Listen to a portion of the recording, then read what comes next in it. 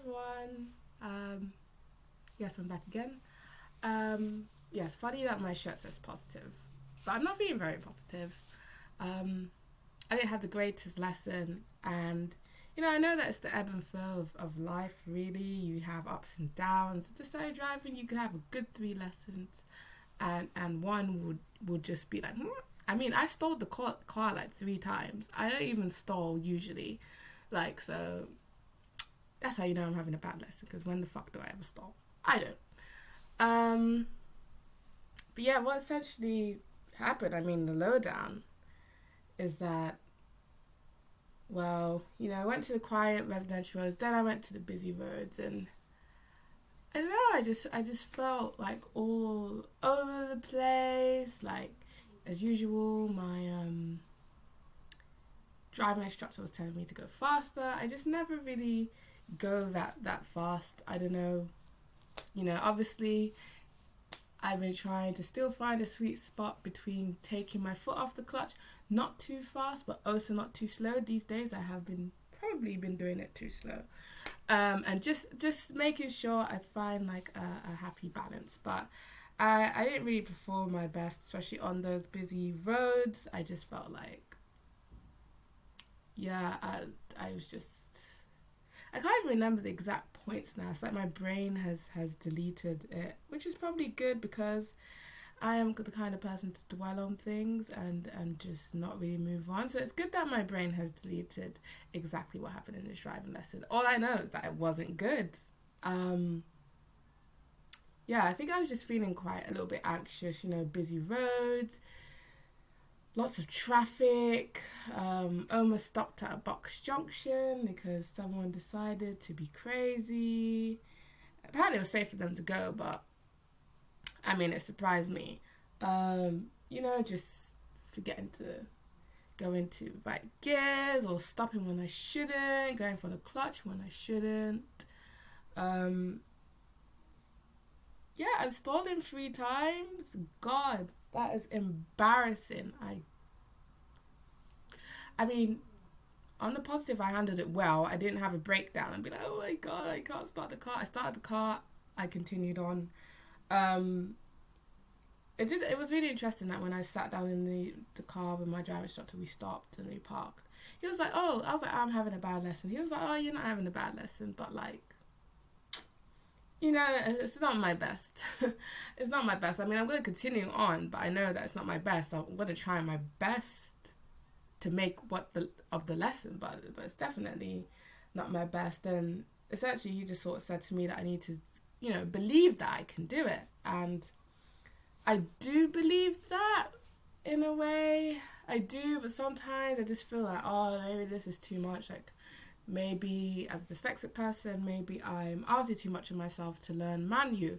And especially with having anxiety as well, you're also just very hyper vigilant about what's going on the road, and you have like knee-jerk reactions to things, and not actually being diagnosed with dyslexia makes the test sound really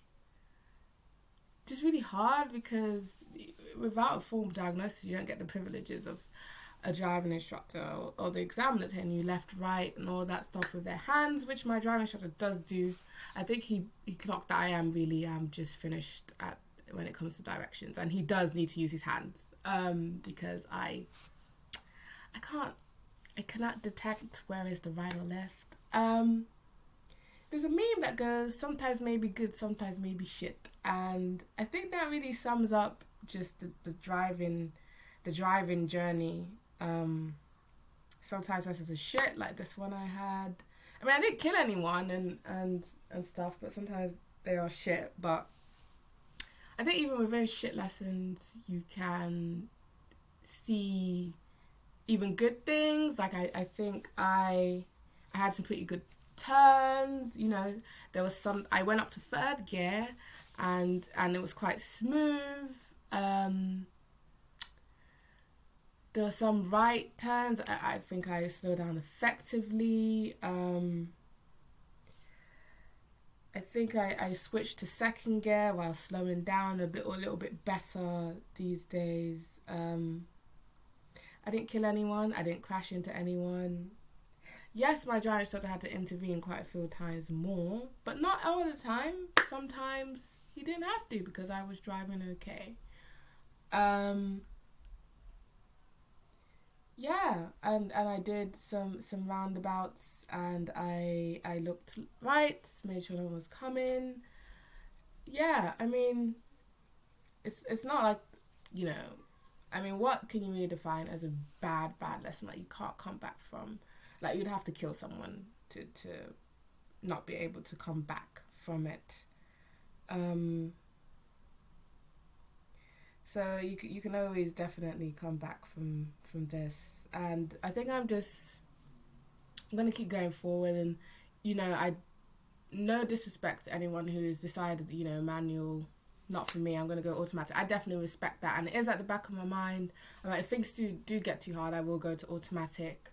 But I've never been the kind of girl to choose what is easy. I like to challenge myself, and driving has given me a big challenge. It has brought out some of my weaknesses, but it's also given me a big challenge. And I may not be making progress as fast as everyone. I may not be 30 hours in, I'm already really confident.